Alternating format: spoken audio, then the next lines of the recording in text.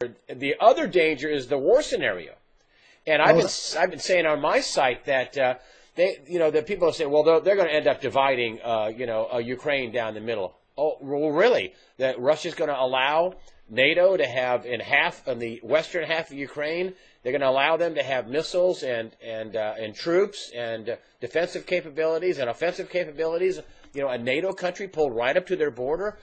Do you think that's going to happen? Have you thought for a minute what the IMF is about to do to let's call it the Western Ukraine? I mean, they're going to lend them the money they need, and the money they need is $37 billion, not $15 billion, because you've got the 2015 payment to consider.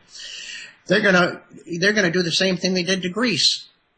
The people in Western Ukraine are going to be screaming to be Russians in about 6 months without any problem. The retiree now getting $165 a month under the IMF plan will get $80 a month. You think he's going to be happy to be in the so-called free Western Ukraine? He's going to want to be a Russian. There's literally no question that the IMF will take care of delivering the rest of the Ukraine to Putin by their economic requirements when making a loan. He's massing. They've been massing troops on the border. The Russians have on the Ukrainian border. Do you think he invades, or do you think he waits? Listen, you see a guy riding on a horse without a shirt on, okay? You see him at a gun show looking at guns. You see him at holding a gold bar. You don't have to be a genius to know you can't push him. This is a KGB guy. This is a guy who has no conscience. This is a person who would put his mother in a microwave for $5. You push this guy hard on the Belarus border, you're going to have Russians coming across the border. I mean, God forgive them, for they know not what they do. We're being pushed by a group who have an ideology that wants war. And we don't have the mental capacity in other leadership to recognize that Russia has the upper hand. The petrodollar is the singular most important factor that exists in economics today, bar none.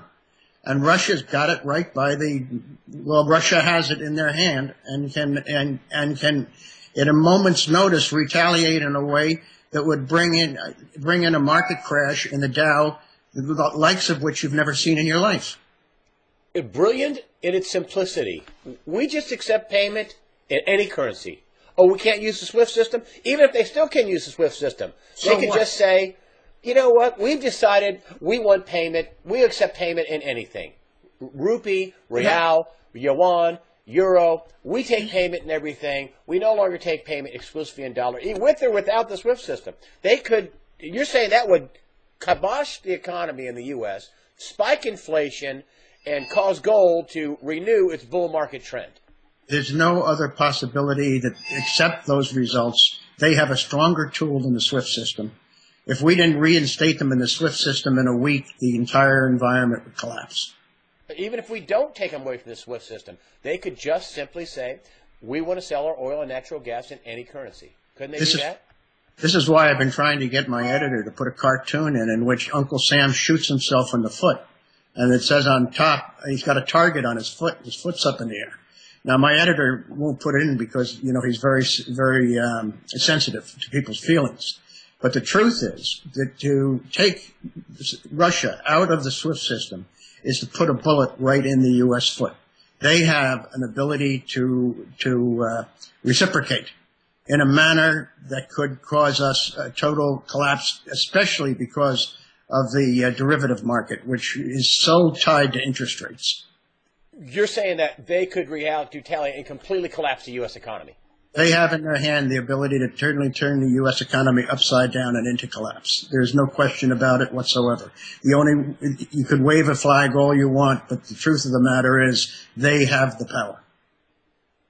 That is a stunning prediction. It's a reality. I mean, it's not something you'd like to predict. It is simply a reality.